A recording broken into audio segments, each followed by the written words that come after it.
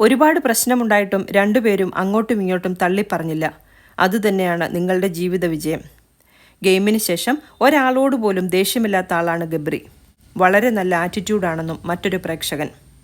അപ്രതീക്ഷിതമായി കണ്ടുമുട്ടുന്ന ചിലരുണ്ട്. പിന്നീട് കണ്ടുമുട്ടാൻ ഇത്ര വൈകിയത് എന്തായിരുന്നു എന്ന് തോന്നുന്നവ.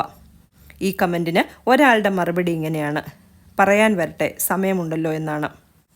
ആരൊക്കെ എന്തൊക്കെ പറഞ്ഞാലും പരസ്പരം മനസ്സിലാക്കി സ്നേഹിക്കാനും പോരായ്മകൾ ഉൾക്കൊണ്ട് ഒരുമിച്ച് നിൽക്കാനും എന്നെന്നും ഈ ബന്ധം നിലനിൽക്കാനും ആഗ്രഹിക്കുന്നു എന്ന മറ്റൊരു പ്രേക്ഷകൻ.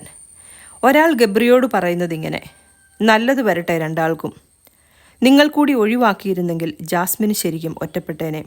ഇങ്ങനെ വേണം എന്നും. ഇവരെ നെഗറ്റീവായി പറഞ്ഞവരുണ്ട്, പോസിറ്റീവായി സപ്പോർട്ട് ചെയ്തവരുമുണ്ട്. എന്തുതന്നെയായാലും എന്ത് നടക്കണമെന്ന ഓരോ വ്യക്തിയുടെ ജീവിതത്തിൽ നിശ്ചയിച്ച സമയത്ത് വന്നു ചേരും എന്നും ഈ സന്തോഷം നിലനിൽക്കട്ടെ എന്ന് ആശംസിക്കുന്നു.